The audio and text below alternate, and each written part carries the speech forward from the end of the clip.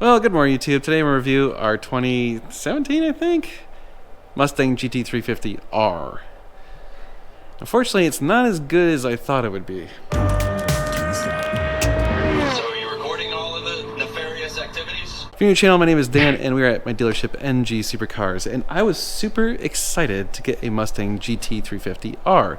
And then we got this one, and I was very disappointed, not because of the car itself, its performance, or any of that sort of stuff. No, because we kind of got screwed. This car was rated as very good condition. It was like a 4.3 out of 5, and they didn't really disclose a whole lot wrong with it. Well, we get it, and there's a lot of stuff wrong with it. So I'm going to show you everything that's wrong with it, and if you're interested in buying it, well, you can get a really cheap, probably one of the cheapest, reasonably low mile GT350Rs on the market. And it still seems to run perfectly fine, so it's mechanically sorted. It's just a matter of cosmetically, well, you aren't going to win any prizes in the looks department. So let's walk around it, show you it, and then take it out for a drive because, well, these things still drives phenomenally. First of all, I'm going to apologize because the car is covered in a layer of dust because yesterday the wind was like 60 miles an hour here in Texas, and like, yeah, you can see this black car. I mean, it's like very dusty. So everything's just dusty, and I'll be honest, I don't have the time to wash it today. I need to squeeze in this review. What's wrong with this car? Well, cosmetically, it's less than awesome. So first of all, they put in these super long studs, and the studs are all rusty, which, I mean, that's easy enough to fix. You could wire brush them or swap them out for some stainless studs or something. But those are not the factory wheels. Those are aftermarket wheels. So they look like the factory wheels, but they are actually aftermarket. Right here on the front, we're missing a trim piece. This piece right here is supposed to go below the light is gone. The front splitter, you can see there is some cracking in the clear coat. See that? Right there and right there. And it's a little bit faded. Not too bad, but a little bit. Over here, yeah, some more cracking right there and there and there. And you can see here's the trim piece that should have been on the other side, but is not there. Headlights have some fading. These could be polished out and then they'd be better. Now this side is where stuff starts to get a little bit interesting. We believe that this car, well, two things. One, it was owned by a dealer for a very long time and they actually put a couple thousand miles on it. So we suspect maybe the dealership was joyriding it or having fun with it and they wrecked it and then they fixed it without claiming on the Carfax, because it actually shows one owner and no damage on the Carfax. But clearly it's been repainted because right there is overspray on the rubber trim, and when we got it there was overspray on the glass, and you can see there's tape marks and overspray there, and this whole side, so like you can see the alignment right there is not great, so the panel gap is not correct there. The panel gap on the door is messed up, and the panel gap back here varies a little bit, and then also the panel gap right here is not correct. So we think they did something on this side of the car, damaged it, repainted it, and if you look at it from an angle, you can see it's got some orange peel and other aberrations in the paint. So the paint itself is just not ideal. So I don't know what happened on this side of the car. Something did. Now moving on to the back, the wing, the clear coat has faded on the wing. You can see. Yeah, so this needs to be sanded down and re-cleared. Bumper and all that stuff actually look pretty good. That's kind of the worst of it. Interior actually looks very good. The seats are basically in perfect condition. All the interior is basically in perfect condition. So it's one of those where, like, honestly, probably just wrap the car or do like a matte PPF or something that would hide all the flaws. Performance and everything else wise, it's great. I think it only has like 14,500 miles on it. So yeah, let's go out and drive it, and then we'll show you why this car is so awesome. Oh, actually, let's show you under the hood too, because it does have a pretty cool engine. I mean, you know, the Voodoo. There we go. Paint chips. There. Just a couple though. It's not terrible.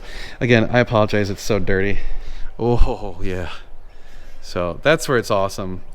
That engine is badass. Hilariously, so we changed the oil on this car when we first got it the first time, and then we sold it, and the dealership put on the Carfax that they changed the oil on it, and then they arbitrated it and sent it back to us claiming that we did not disclose that trim piece. And they also made up a bunch of shit. They said that the AC wasn't working and some other crap, and none of that was true. So it was complete bogus arbitration, but whatever. They won, so the car came back to us, and That's why we're going to give it away really cheap because, well, it just needs to go. So let's take it for a drive. Okay, Mustang GT350R. So if you didn't know, one of the things that makes these cooler is it has no rear seats, which is something you may or may not actually like. Okay, here we go.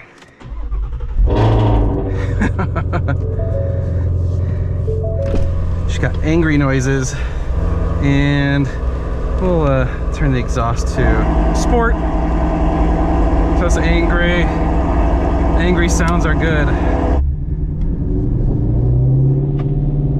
125 psi of oil pressure. It's crazy in these things.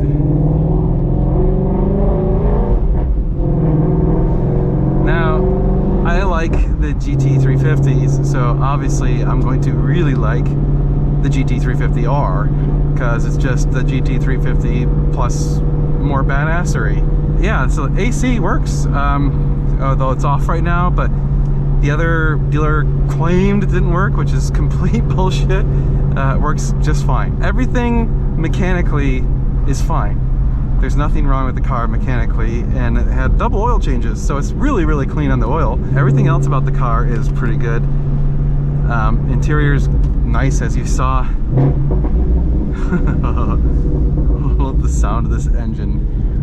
I'm so glad that Ford did a flat plane crank in this thing. That's so awesome. Having 8,250 RPMs is just awesome. Oh, yeah, I'll turn off the music. One thing about these GT350s and the 350R is the clutch and the transmission feel absolutely awesome. They are phenomenal. Super, super easy, really precise. Like, I love them. I'm such a fan of them. Clutch is very light, feels wonderful.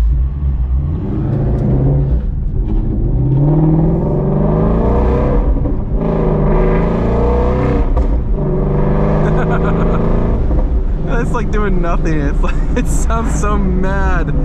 It's very angry at everything. Oh, I like it.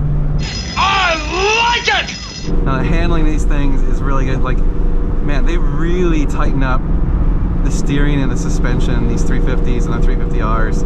They just feel so much better than the regular Mustangs. This little movement and you can feel the car start to go. It's awesome. 1,500 RPMs at 50 miles an hour in 6th gear. Not bad. So, could probably get some okay mileage. Heel toe's really good.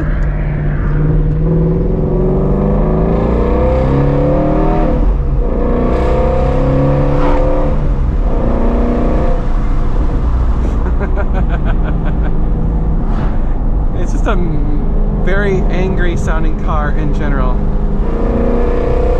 Now you gotta drive it more like a Ferrari since they have the flat plane crank. You have a lot of RPMs to work with, so you actually drive it in a higher range generally. So, you know, you keep these things up in the 3,000 to 6,000 range when you're just kind of going normal, which is, you know, if you're not used to that, it takes a moment.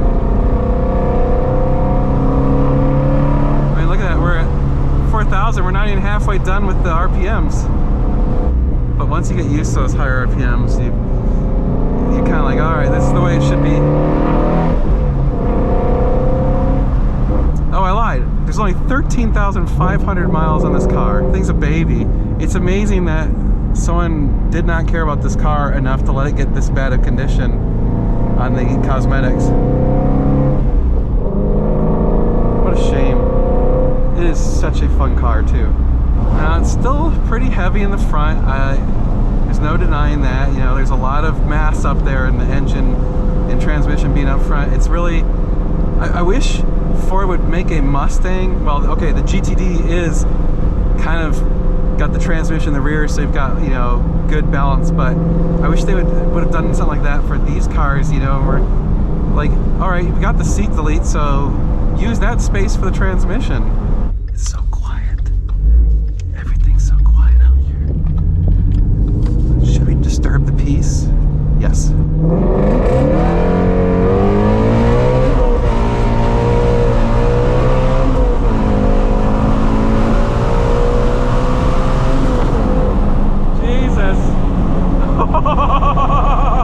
That was awesome. All right,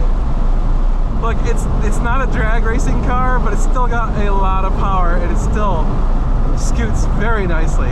And with the high RPMs like that, it just sounds so cool. Oh, yes, I love this car. Damn it, I wish it was in better shape. I would totally rock a 350 or a 350R as my daily driver. If I could have another car, this would be it. These are so good. Oh, it's just so good. So fun.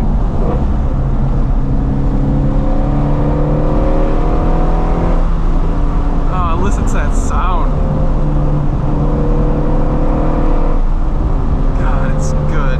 The thing is, once you get to those upper RPMs, there's so much power that it's great. You know, the low RPMs, flat plane cranks at the low RPMs are not very powerful. They have very like progressive power curves, so you really want to be in the upper RPMs. You know, the upper 25% is where it's really at for these cars. Listen to that. Oh, it's just great. It sounds so good. I want to track one of these so bad. This is the perfect car to turn into a track car. It's already cosmetically hosed. Screw it. Just let it be. And then just blast around corners and have a fun time and enjoy the hell out of it. They killed it with the Shelbys. Both the 350 and the 500 are just outstanding cars. Absolutely incredible cars. And here we go again.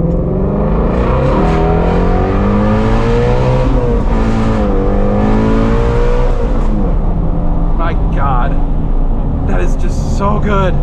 It's spinning the tires hard. It definitely needs better tires than what we've got on it, or at least they need to be heated up.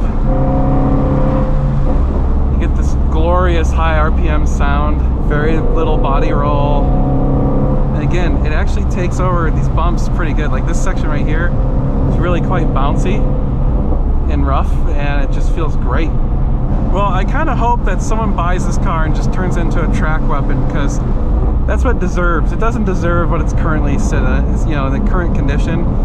I feel bad for this car. It's a shame. It's such a cool car to have someone do such dumb crap to it and do this half-assed paint job on the side.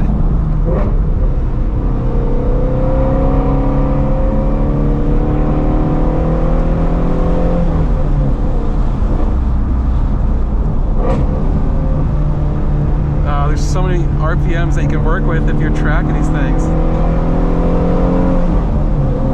You're pretty much going to be in second and third gear the entire time at the track, because the RPMs have such a range and the gearing is set out that you're going from, you know, like, I don't know, 50 all the way to 100 and something.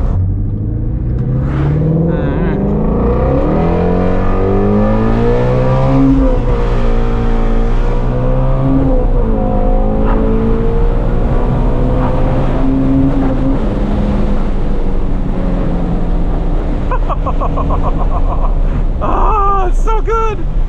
God, this is a great car. All right, I'm done playing. I'll just cruise home now. Man, I really like this car.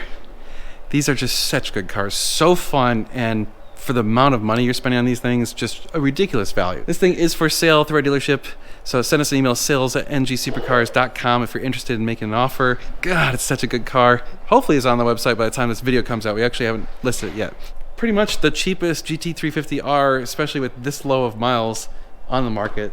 So if you want a track weapon, or if you just don't care what it looks like or any of that sort of stuff, this is the car.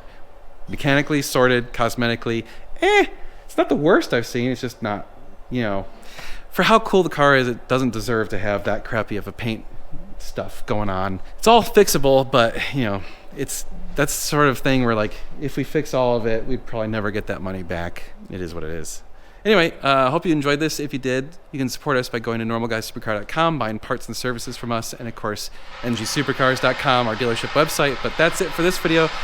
You guys are amazing. Thank you so much for watching. We'll see you in the next one. We're going to do a lot of cool car stuff. You're going to want to stay tuned. It's going to be sweet.